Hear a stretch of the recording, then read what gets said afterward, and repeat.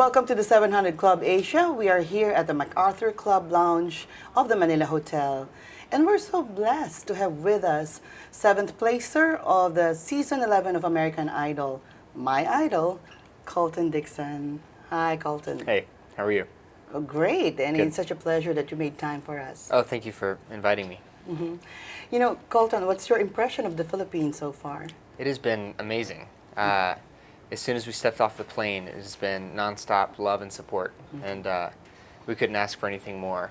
You think you'll come back here for a vacation after this tour? I would love to come back and visit. I would love that and be able to have some free time Yeah, and be able to explore a little So bit. no free time yet so far. They've been making you work, work, work. Not really. I mean, we've been tied to the hotel for most of the days, just because of a security issue. But yeah, I would love to come back and visit and explore and see more of the culture and really dive into the Philippines. In season 11, you actually made it to the top 10. Were you confident enough when you made it to the top 10 at that time that you might actually make it to the finals? You know, I think all the contestants were confident in the craft. You know, I think we all thought we could have made it to that finale. But you know, that being said, we were all so talented, and each had a different style and a different sound, and it was really up to America what they wanted to hear in that finale. And it wasn't me for the season, which I'm totally okay with. You know, everything happens for a reason, and but yeah, you know, things don't go the way you think they're going to, but it doesn't mean it's the wrong way. But were you shocked that you got eliminated in the 7th round? Because several people, if not the whole world, the judges, even I, we were all shocked that you got eliminated so early in the finals race. Well, since I had never been in the bottom 3, it came as a little bit of a shock. But that week wasn't my best week. It was actually, I would dare to say it was my worst week that I was on the show. But you know, again, everything happens for a reason, and no regrets. So. You sang Bad Romance by Lady Gaga. Was it a bad choice? You know, to some would say it was a bad choice.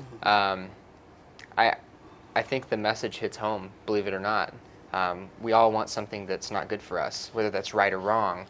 It's a true statement, and that's the statement that I chose to sing that night. Lady Gaga can be risque, and she's out there a lot of the time.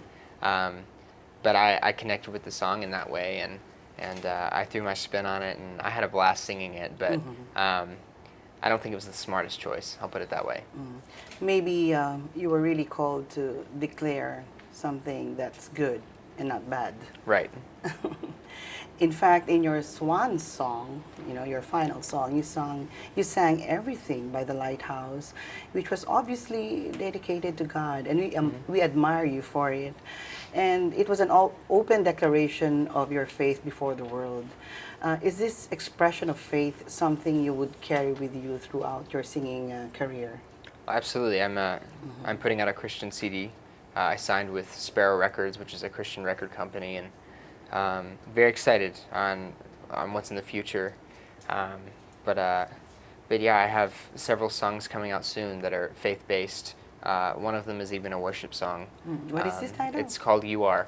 Oh, okay. It'll be on Christian radio October 19th, which is actually my birthday. So Happy birthday. Exactly, nice little birthday present for me.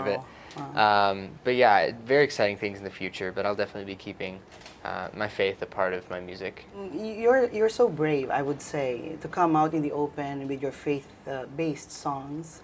And what do you think of how you would fare against competition?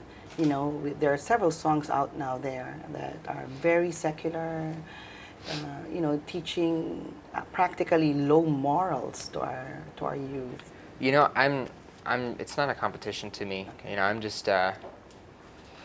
just singing what I feel like God needs me to sing. You know, I've been writing since I was off the show, and I have around 40 songs now. But I plan on choosing the best songs from that, and the songs that will most connect with the listeners, and put out some encouraging music. You know, it's you know, since I've chosen the Christian market, there's not going to be a lot of competition with secular radio. It's so cool that American Idol provided me with that platform, and I That's have so right. many of those fans. It's great. But you know, I think they understand my stance with my faith, and I'm definitely going to be doing that kind of music. You know, Colton, you belong, I think, to a Christian rock band called The Messenger. Yeah. You call your followers messengers, and you're coming up with a studio album called The Messenger. Why The Messenger? What's the message? John 13:16 says, "A servant isn't greater than his master, nor is a messenger greater than the one who sent him." I just want people to understand that I'm not trying to be some symbol. God is my symbol, and I want God to be their symbol. I am under God in that, you know, where it comes to that verse. I just want people to understand that. I was in a Christian rock band called Messenger, and I basically wanted to take that and build on it and continue that. That's why whenever they asked me to call my fans something, I thought it was a very weird thing to do anyway. But I did a little bit of research, and I just kind of what I kept coming back to.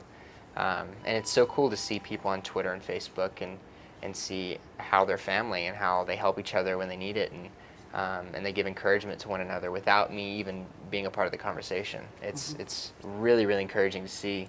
But I'm excited to see where that goes and what the messenger movement, so to speak, where it goes and where it leads. So I'm very excited. You know, Colton, you have many followers on the Twitter. In fact, my youngest daughter follows you, and she even predicted that you're going to win. This guy's going to win right from the audition.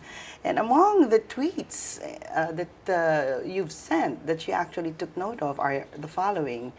When things don't go as you planned or as you'd hoped, I know that it did so as God planned.